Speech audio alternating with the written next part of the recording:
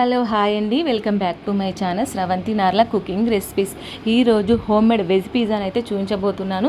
నా వీడియోని ఫస్ట్ నుంచి లాస్ట్ వరకు స్కిప్ చేయకుండా చూడండి, మీకే అర్థమవుతుంది. ఎవరైతే నా ఛానల్ని సబ్స్క్రైబ్ చేసుకోకపోతే వెంటనే సబ్స్క్రైబ్ చేసుకోండి.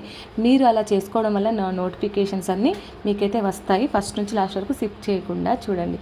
ఫస్ట్ ఆఫ్ ఆల్ ఒక బౌల్లో 1 కప్ మైదా పిండిని తీసుకోవాలి. ఇప్పుడు ఇందులో 1 spoon baking soda, 1 spoon baking powder, 1 spoon sugar, 1/2 spoon salt, 3 spoon curd వేసి వాటర్ అనేది యూజ్ చేయకుండా పిండిని మెత్తగా వేళ్ళతోటి ఈ విధంగా కలుపుకోవాలి. ఇలా కలుపుకున్న తర్వాత పైనుండి ఆయిల్ అప్లై చేసేసి ఒక 20 నిమిషాల వరకు పిండిని మూత పెట్టేసి పక్కన పెట్టుకోవాలి. అలా పెట్టుకోవడం వల్ల పిండి అనేది ఉండలు గడ్డలు అనేది లేకుండా మెత్తగా సాఫ్ట్గా నానిపోతుంది. ఆ తర్వాత మనం మరొకసారి వేళ్ళతోటి పిండిని ఈ విధంగా నేల కొట్టుకుంటూ కూడా పిండిని మంచిగా మెత్తగా ఈ విధంగా సాఫ్ట్ అయ్యే వరకు కలుపుకోవాలి. ఇప్పుడు 1 కప్పు మైదా పిండిలో 2 పిజ్జాలు అయితే చేసేసుకోవచ్చు. ఇలా రెండు బాల్స్ చేసుకొని పక్కకు పెట్టుకోవాలి. ఇప్పుడు ఒక ప్లేట్లో కొద్దిగా ఆయిల్ రాసేసి మైదా పిండి సమానంగా చల్లేసిన తర్వాత మనం చపాతీలాగా ఈ విధంగా వేళ్ళతోటి మందంగా ఒత్తుకోవాలి.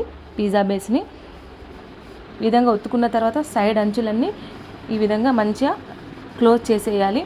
ఫోర్క్ స్పూన్ తోటి మొత్తం హోల్స్ అయితే పెట్టేసేయాలి. ఇలా పెట్టేసిన తర్వాత సైడ్ అంచులన్నీ ఈ విధంగా మనం క్లోజ్ చేసేయాలి. పిజ్జా బేస్ మొత్తం ఇలా మనం పిజ్జా బేస్ని చేసుకున్న తర్వాత 1 మంత్ వరకు కూడా ఫ్రిడ్జ్లో అయితే స్టోర్ చేసుకోవచ్చు. ఆల్రెడీ నేను షార్ట్ వీడియో అయితే పోస్ట్ చేశాను, మీరు వెళ్ళి చూడండి నా ఛానల్లోకి వెళ్ళి.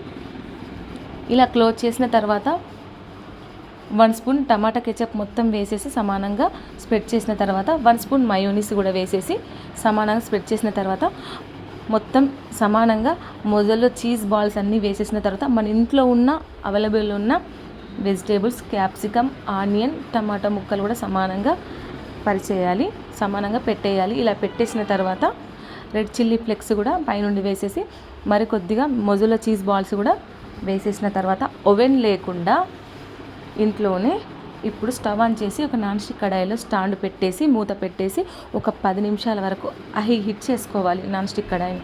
ఆ తర్వాత మూత తీసిన తర్వాత హీట్ అయిపోయిన తర్వాత ఇప్పుడు ఈ పిజ్జా బేస్ని అందులో ప్లేట్ పెట్టేసి మూత పెట్టేసి లో ఫ్లేమ్లో 20 మినిట్స్ బేక్ చేసుకోవాలి. అంతే, ఎంతో టేస్టీగా హోమ్ మేడ్ పిజ్జా అయితే రెడీ. చాలా టేస్ట్గా వచ్చింది. బయట ఏ విధంగా అయితే కొనుక్కొని తింటామో అంతే టేస్ట్గా అంతే పర్ఫెక్ట్గా వచ్చిందండి. మీరు ఒకసారి తప్పక ట్రై చేయండి.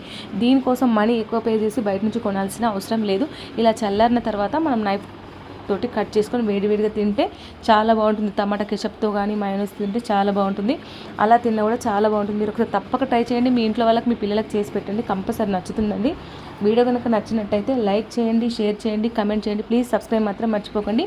అసలు స్పాంజీగా సాఫ్ట్గా పర్ఫెక్ట్గా బేక్ అయిపోయిందండి. ఎంతో టేస్టీగా మా ఇంట్లో వాళ్ళైతే అందరు ఇష్టంగా తిన్నారు. ఒకసారి మీరు కూడా తప్పక ట్రై చేయండి.